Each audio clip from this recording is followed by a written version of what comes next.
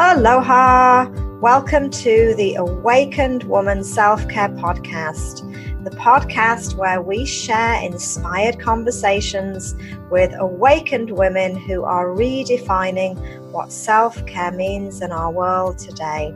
Before we dive into the conversation with Katy-K from Australia, Christine and I would like to invite you to go to the Awakened Woman Self-Care website if you haven't already and sign up for the newsletter.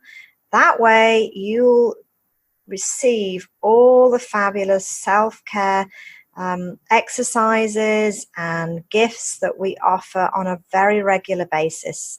So to do that, you can go to awakenedwomanselfcare.com. And now let's get into this fabulous conversation today.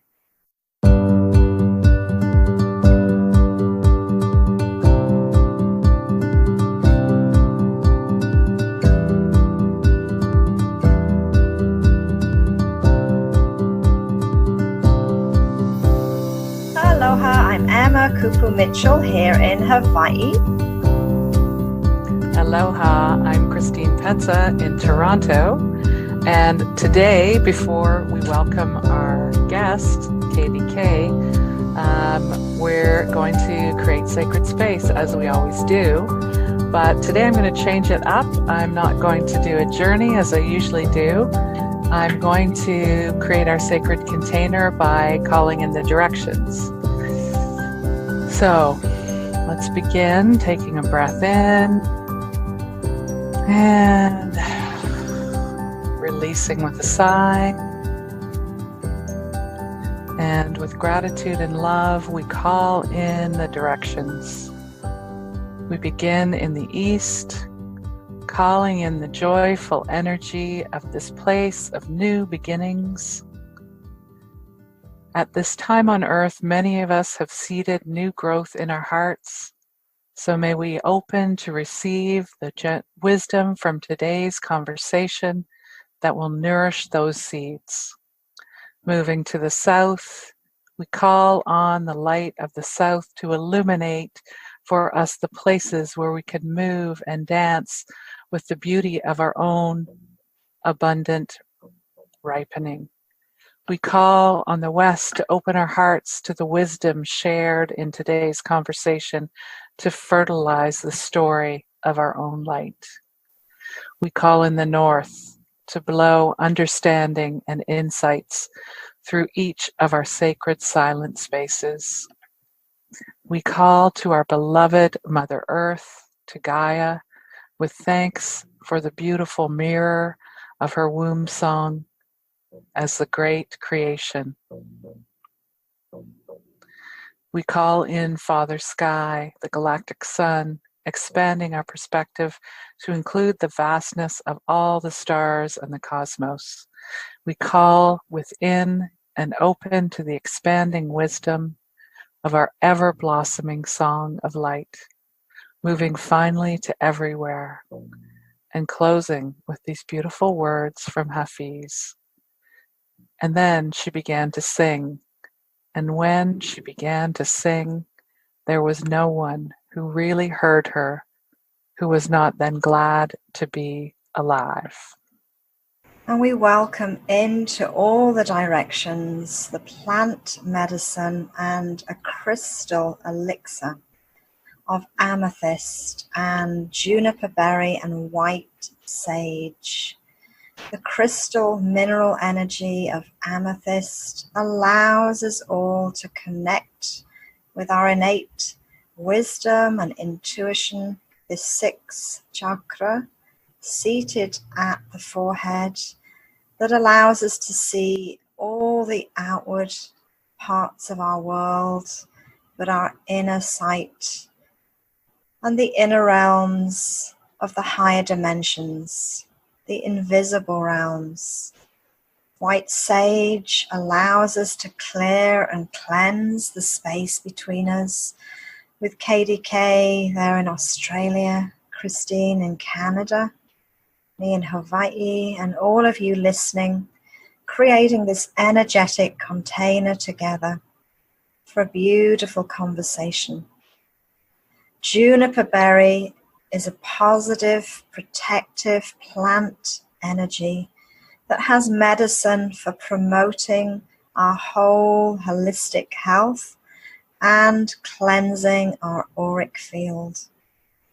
So as I anoint virtually Katy-K and each of us today in the circle, take a couple of deep inhalations, taking this synergy of the elixirs and plant medicine and crystal into our limbic system, grounding us together today.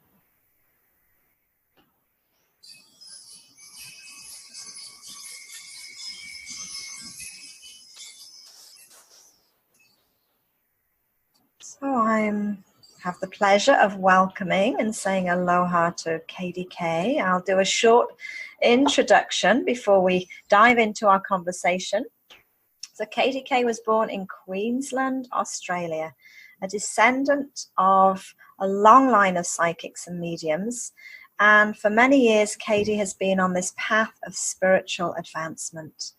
She studied with a huge array of teachers. I was looking on your website, but I'll mention just a few. Doreen Virtue, Gordon Smith, James Van Praag, just to name a few. And every year she travels to my beloved homeland in England to the Arthur Findlay College of Mediumship. I know of it in Stansted, and then brings all this beautiful knowledge and inspiration back to teach to her students, as she has an academy called the Katy-K Spiritual Advancement Academy. She blends her skills as a Reiki master, Palawa healer, and teacher, and is the creator of a beautiful oracle deck, which I have here, called the Modern Oracle Card Deck. And she was the winner of the 2015 International Psychics Association People's Choice Award. Wow, taking a deep breath here, because I could go on and on and on. I have had the pleasure of hosting Katy 2 years ago here in Hawaii. We kind of met through another beautiful friend, Gail. Give a shout out to Gail in Australia. So welcome, Katy. Aloha. And just aloha. It's lovely to be here with you today. Thank you. And with you as well, Christine. And I know you're waking up early. I got the time mixed up. Don't we just hate that time zone stuff? It'd be much easier if we were all one time zone. So Katy, I took the, I was playing with your Modern Oracle card deck, as I do every morning, I have to say. And for me, it actually reflects your energy, because I know you're the creator. And you are very direct, upfront, in a beautiful way, but the messages are clear, whether we like them or not. But look at the card I got. I mean, we can all see it. Wow. I'll explain to the listeners. And this was for all of us listening today. So it's a collective energy. It's the new business. Yeah, new business opportunities develop and grow. And I think that's what we're all doing, actually. But first question, gosh, where do we dive in? I know you're a spiritual medium and psychic, and I'd love two parts, really. Can you explain what the difference is for our listeners? And then how does your self-care, your own self-care, reflect the quality of your work? Because I know we're all spiritual, we all have that ability, but I do know if I'm ungrounded myself and I've had a chaotic day with my family, geez, it affects my ability to connect. So it's really a two-part question, if I may. Okay, well, the answer to the first part is the difference between mediumship and psychic. When I connect on a psychic level, I'm actually connecting to you. And psychic is allowed to make predictions about the future as to the path that you're on right now. But when we talk about mediumship, that is connecting to the spirit world and to energies that have been on this earth before. So it may be to a lost loved one in the spirit world, a father, a mother, a child, and that's the sad reality, but also animals. And I do remember coming home excited one day, telling my husband that I'd connected to someone's lost, they'd lost their dog, and they were very upset. And after I connected, they pulled out their dog's toy out of a little bag and said that they'd brought the toy along hoping that I would connect. And my husband says, that's all well and good, but please don't tell anyone you talk to dead animals. And he felt that that was just something that shouldn't be on my resume. But I get a lot of people come to me because they've lost animals in the spirit world, to the spirit world, and it's just as sad for them as losing a child. And I can understand that because I am an animal communicator as well. But the psychic side is a part that I love because it isn't fixed in stone. You're on a path right now. And what we see is if you stay on that path right now, this is where you're going to end up. So if there's something that comes up that you're not really desiring or finding a bit hard, then it's up to you to change it. I can't hold your hand when you go, but I can inspire you to find a more positive direction. And some people will say, well, it should be set in stone. And I say, well, no, if you are a victim of domestic violence, you make that choice whether you continue to allow it or not, if you can, or how you deal with it. So there's many options there. Emma, does that answer the first question? It does. Yeah, absolutely. And I'm sure you get asked this a lot as well. Given your innate abilities, how does it affect your life and your self-care? It does affect me. I'm fairly direct, as you said, and black and white. And so we will go, my husband likes to come along with me sometimes, and I'll be doing an expo. And in that expo, I could do anywhere from 20 to 50 readings in a 2 or 3 day space. And that is a lot. So he'll be out playing all day. I'll get home from the expo and I may have done 23 readings. And he's going, right, party time, where do you want to go? And I'll say, no, I have to actually just eat lightly and rest and get ready to start it all over again the next day. And when I do those expos where I fly a long way and I do the work, I find that there is a limit to my energy no matter how much I do. And the first time I reached it, I was quite surprised. I remember sitting down after getting off the plane and waking up 6 hours later lying sideways on the couch in the sitting position. So here I was thinking I was invincible, and I'm not. And diet's extremely important, and so is exercise. And I tell all my students, if I do a day of mixing with the energies, I need to burn off the excess energy that night. And so Zumba is something that I love.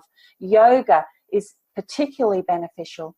And I say, if you don't use it, you lose it. So if you're not used to using a part of your body, as you get older, it gets harder. And that's for everyone, whether they're psychic or not. I also have found that I use a lot of magnesium. And so I have to take that supplement, and copious amounts sometimes, because if I don't, I notice that I'll get all stiff and I'll get aches and pains. And I won't be as relaxed when you're supposed to be relaxed. That's very interesting, because I think what you had to say about picking up, I mean, you're very, very open to a lot of energies, but I think generally a lot of people are open to energies, and they don't take this into account as part of what they need to clear through or practice self-care around, because as probably everybody has this experience of walking into a room and going, whoa, what's happening? Because they can feel the energy, even if you can't identify what it is. So I think, what would you say to people who are experiencing something like that and they're not really sure maybe what it was, but they just felt a little bit, whether the energy felt good or felt not so good? How would they handle that? Well, generally the people that are having those experiences are clairsentient or empaths, and they're feeling the energy that's happened. So you've all heard that story. You could have cut the air with a knife when they walked in the room. I just know they were arguing, or something was happening before I got there, even though they got these smiles pasted on their face. And these people are starting to feel this energy. And when they come to me, I actually get some divining rods out and I measure their energy space, and I say, look, anyone that walks in this space, you're going to feel, and especially as you get more attuned. And you have to protect your energy. You have to do protection exercises where you put a bubble around you to protect your energy and set the intention, because that's extremely important, that you don't want to allow other energy in. Now, when people are opening up, they will experience these things more than ever, so that the spirit world can say, hey, this is what you have. This is what you can use. We're letting you know. And if an energy is making them feel uncomfortable, it can be a couple of things. It can be, one, they're still adjusting to that energy, or two, it is a negative energy and that they need to back off or move away from it. And it's just like friends. You know, sometimes we all have that friend that overwhelms us and maybe makes us not feel so good. And we choose to put a bubble around us and maybe minimize that time around that energy, because it's not a great match. It's not a perfect match, and it never will be. In protecting your energy is really important. I know if I'm sitting down doing a lot of readings all day, I know not to touch the light switches, because my husband hates changing the light bulbs. I'll throw the whole power in the house and we've got to go out to the master switch and reset it. So get up, walk out, go and stand on the grass, breathe in nature, smell a rose if there's any around, but just ground yourself before you blow up the electrics. And it's just how it is. I mean, the power will go off in the house and my husband will look at me and say, did you do that? And I'll go, no. And he'll say, well, why has it gone out? And I'll say, well, maybe everyone's has gone out. But I have 2 children that are just as energetic as I am. You put us in the house and stuff happens. And my husband's looking around to say, why did that happen? You know, what have you done? And it can be a little like we're upset with him, my son and I, and he walks into a room and the light bulb blows. But we're not deliberately planning it. It's just the energy. And you learn how to manipulate the energy, make it work for you, and then shed what you're not using so you don't store it. Because everything is energy. Even food is energy. And you know, if you eat too much food, you store it. It's the same as the other energy. I notice a lot of people that don't practice self-care and burn off the extra energy, they actually grow, they blossom into comfortable people that actually get a bit bigger. And you need to burn that off. And if you don't, you will store it. I know there's many things, Katie, but besides clearing, and you know, I'm all about being healthy, but I think sometimes the weight is an emotional padding and a support. It is very much an emotional padding and a support. And I remember learning off Doreen Virtue. She was talking about all the archetypes and aligning yourself with them. And she said, all you people that have got a bit of extra weight on, she said, you're all angels. You've come back with this padding on because you want to protect yourself from everything. Because we all tend to go to sugar for energy. And really, fruit and healthy choices give you just as much energy. The sugar will give you a quick burn. And I often will see at seminars that I go to, they've got lollies or sweets, candy, as you call it over there, around. And the people that are there are just eating it. They've got the excuse to keep eating it. I'm building my energy because I'm burning it, so I'm going to keep eating more of this. Think if you keep doing that, keep putting the energy in and not burning it. Good relationship. I think we all navigate times, don't we? And self-care is part of the awareness. I mean, I'd love to expand on a question. Christine was talking about being empathic, or you named what she was feeling, the sensitivity.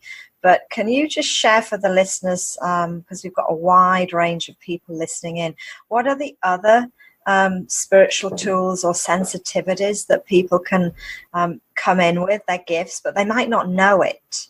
And how could you perhaps suggest some positive self-care that can help for, like clairvoyance? Should we start there? Clear seeing. Okay, so if I could just take a step back with the empath, I always say about the empath, you have the potential to be seen as bipolar, because you're picking up all the energy around you, and you're not bipolar. But I say, if you sleep with someone that's depressed, you're going to wake up feeling depressed unless you protect yourself. If you're walking into a room and feeling that energy, you may mimic that energy without realizing, because you're taking it on board. When I connect to someone or connect to the spirit world and I'm working empathically, I will feel what that spirit felt when they're relaying their messages. I might feel that my heart hurt all of a sudden. I might feel that my body dropped to a side if I had a stroke. And I'm not going to go through the extreme pain, but I might feel that I've got a tooth missing. I might feel that my eyes are a bit cloudy. And that empathic thing is that if you're not aware of it, you might be standing somewhere and get angry all of a sudden and not realize that someone nearby is angry, and you're picking up on that energy and taking it on. When we get to clairvoyance, you may not like what you see all the time. And the big one is you don't understand what you see, because clairvoyance, it can be like playing charades. They show you something symbolic and you have to work out, well, why did I see that? And as you go along that path, spirit communication is learning the language that they want to speak with you.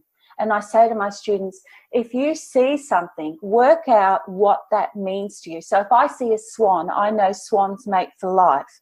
So that's saying this is a loyal person, your life partner, and you find out what that means to you. If I see a butterfly is always about freedom for me, because I see these butterflies flying around. They haven't got any mortgages or car payments. They're not worried about anything. They're just having a wonderful time amongst the flowers. And they don't even know that they're not here for long. They're just enjoying the moment. And that's what a butterfly to me is. But to someone else, it might suggest that it's a fragile thing because the wings are very fragile. Or it might mean transformation, changing from the cocoon to the butterfly. But I say, if you want to show me transformation, show me both the cocoon and the butterfly. And you see that on one of my cards. I've put both the cocoon and the butterfly. So when you learn that language that is familiar to you only, because no two people are going to have the exact same language with the spirit world, and you start to master it, the connection becomes clearer and you don't misunderstand so much. I know if I'm doing a mediumship reading and I start turning circles with my hair on my head, I know that person had Alzheimer's or dementia. So I've worked out different signs. If I start running my fingers up my arms, I know that they've got blood pressure. And so there's different ways that you will get your symbols together. And so when you discover each one, you write it down in a journal. And that tells the spirit world that when you show me this, you're telling me this. Mm-hmm. And you're mastering that language that is just for you and the spirit world. That is absolutely, I think for anything that you're undertaking, and as you're saying, you teach people, and you say on your site, which is so true, we all learn in different ways and we come at this and we have different what our clairs are. We probably have one that is more developed than another. Seldom do people come in right out of the gate with all the clairs, although there's a few of them. And I think it's really important here to talk about going back. It doesn't just boom come. You go back to your own discernment, not judgment, discernment, and you begin to develop that relationship. So whatever your strength is, if it's clairvoyance, clairsentience, clairaudience, whatever it might be, this is where you begin. And I love this idea of putting this down in writing in a journal. I've never heard that before, and I think that's a fantastic, ironically, I'm just wrapping up my journaling course, which is all about using the journal as your kind of shaman bag or medicine bag, because what I like to work with is the visual language of my soul, and it has a certain language and revelation. But yeah, so I would say that going back to the square one, working with what your strengths are probably is the way to start. And I love this idea of journaling it and writing down and carrying this conversation of, oh, this is what a butterfly means to me. Because yeah, we three probably have three very different meanings for butterfly if we saw a butterfly. So I think that's wonderful. I would love to ask you also about the Oracle deck. And I think a lot of people are really interested in working with Oracle decks. And again, how would you suggest they begin with that? And when they like to get yours? I don't have it yet, but I know Emma does. But how would you suggest that they open up to this? And what's a beginning point for that? Okay, well, an Oracle deck is a tool. So we have our particular gift, and the Oracle deck can make it stronger. So it's when I first decided to do an Oracle deck, I was at college and I'd had a sitting, is what they call them in England, or we call them readings, with a tutor who brought through his guide. And his guide came through and he said, why is it that you teach the Oracle decks, but you don't use them in your readings? And I said, well, I open my mouth and the information comes out. I just don't feel I need it. And the tutor used the analogy that if you were making a cake, you can use an oven or you can cook it on the fire. You can use a hand mixer or you can use a spoon, or you can use a hammer or you can use a nail gun. And the Oracle cards are like the nail gun. They'll make things happen quicker, but they're also wonderful to use when you're reading for friends and families, because if I was reading for my sister and I said, oh, I can see a pregnancy, she'll say, did mum tell you? And I'll go, no. But if I pull out a card that says pregnancy, she goes, oh, wow, the cards know, because this is my sister. And sometimes we're reading for people and we know them, and it's very hard to be discerning and not wonder if they must have told us or did we have prior knowledge. Whereas you can throw the cards out and they will give you a story. And the Oracle cards are a valuable tool, again, that you learn a language with and you put your spin on. So when I teach them, I'll say, this is the intent, this is what they are, but you will find that there's many other things in there that you can take from the deck as well. So the new business card that came up today is a really good one, and it talks about opportunities to develop. And that's what we're doing today. We're developing in many ways, and everyone that listens to your wonderful podcast does so that they can learn and develop in a safe environment and on the right track. So the cards took me 5 years because I did 3 years of testing them. I would use the prototype to do that. And I didn't just do that. I took the prototype to as many sacred sites as I could. I took them to the monks in Thailand at the Big Buddha and got them blessed. I took them to Glastonbury. I took them to Stonehenge. I took them to ley lines. I even took them around once they were done in Hawaii. And I keep doing that now with a prototype with intention that the energy that goes into my deck goes to everyone's deck, no matter who owns them. And I set the intention that whoever bought the deck and used it would grow in a positive way spiritually. And it would be like the symbol to say, I'm ready to open up, I'm ready to learn, I'm ready to connect. But not only would that happen for them, but they would also receive healing from this deck. And so I put gold around the edges to symbolize the protection, so you don't even have to talk about it, to symbolize a spiritual connection as well. I had them made smaller so they would fit in your hands, because if we had hands big enough to take the normal size oracle deck you see out there, we should be bricklaying, really, because our hands aren't that big. And I also had them put in a magnetic flat box, because when you make something smaller, that vacuum space is harder to open. And there's nothing worse than trying to get a box open. By the time you do, you're so frustrated that moment's gone. So there's a magnetic flat box that they're in.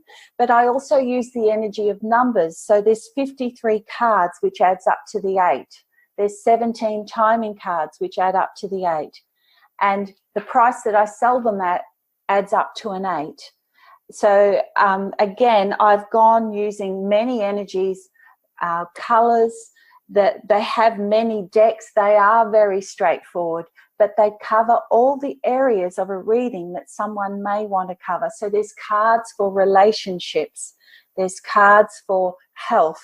I mean, people should see a doctor before they see us, but generally we're their last resort. They've been down the doctor path, they've done everything, and they want to know, do you know anything? Does my grandmother, who wasn't a doctor, does she know anything?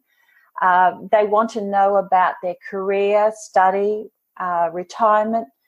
The fourth thing they want to know about is their finances, investments and money. The fifth thing they want to know about is travel. Am I going anywhere? Will my trip overseas be safe and happy? And the last thing they may or may not want to know about is their spiritual path. And so I have cards in there that are quite obvious that cover everything. That card that was done today is about career choices and businesses and opportunities. And so I go around the world now teaching people all the things, the extra bits that they can learn from those cards so they can get even more out of the deck. And there's nothing else out there like it. And I love saying that, but I know the reality is that someone will copy it one day. They are. I mean, you can't see. If I lowered my computer screen, you'd see behind me my altar. I love visual language, I have to say, and colours. So the symbolism of oracle decks I've always been fascinated about. But yours, Katie, I have to say, they are very direct. You get what you get. And that's how it is, but they're very clear because of the 3 different kind of lines on there. So they make a story, which I love. Just for time, we've got a few minutes left. Excuse me, sorry, it's really foggy here today, so hence it affects my throat. How would you get our listeners to perhaps using an oracle each day themselves, if it's not yours? And would you encourage that? I mean, what else could be an oracle? I mean, I know your decks are beautiful and we'll talk about how we can get them, but what else could our listeners use as an oracle? Okay, so oracles can be symbolic, and that comes back to noticing your environment, noticing things around. So our listeners can't see, but I notice you've got some beautiful Valentine's roses behind you, Emma. And I would hope that they've been a lovely Valentine's gift. But you might count how many roses there are, and that would be symbolic for numerology purposes for the number. You might be walking along and thinking about your dad in spirit, and you look up to the sky and you see a cloud that looks like a heart.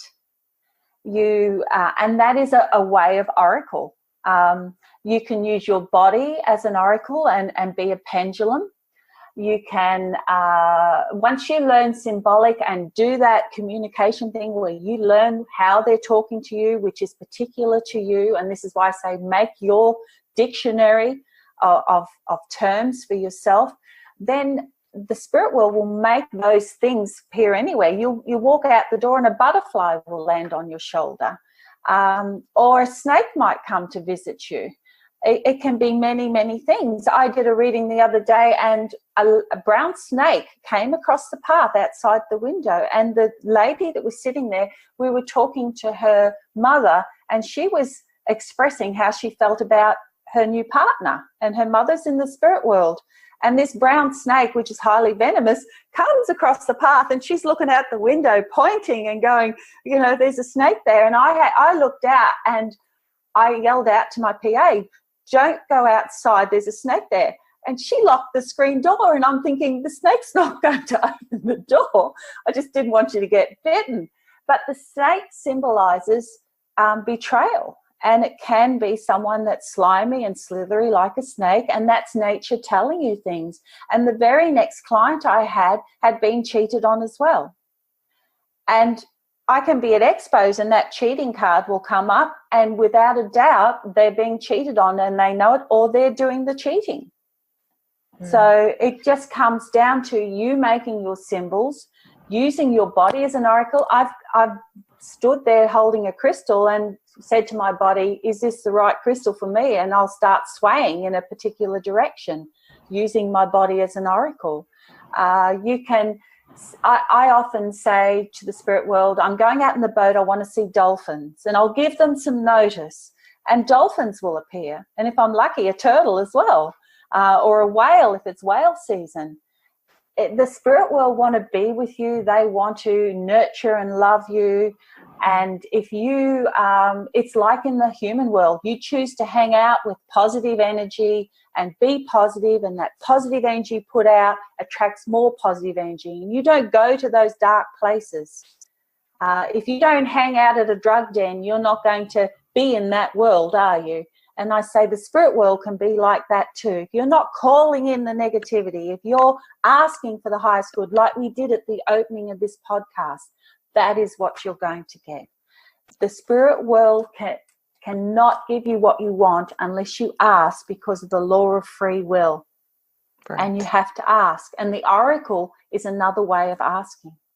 Beautiful. You asking the oracle, or the oracle telling you, advising you.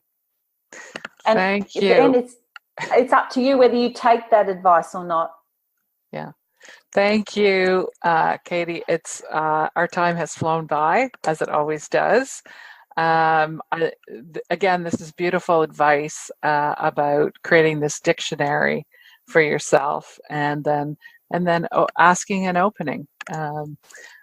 It's quite beautiful. So before we wrap up, I'd love to ask you, I know you and Emma have an event coming up in Hawaii, which is very exciting. So do you want to say a few words about that and what may happen there? It's actually going to be an exciting time. My workshops, I tend to have fun. There's fun stories. My goal is to get people to the next level, wherever they are, to get them moving forward. And we always achieve that goal. We're going to be doing sound healing, yoga. You're going to learn the modern oracle deck back to front from the creator. How often does that happen? And I make that happen because that was a desire I always wanted. I wanted to be with someone and get in their head and find out more about the deck. We're going to be having a laugh, because we always do. We do things from a fun place, and we just nurture and heal. And our job that weekend, Emma and I, is to make you feel $1 million when you leave, make you feel healed, on a journey, loving life, and just escaping your life for those 2 days. No matter how good or bad it is, you're going to come into a nurturing and safe environment where you can learn.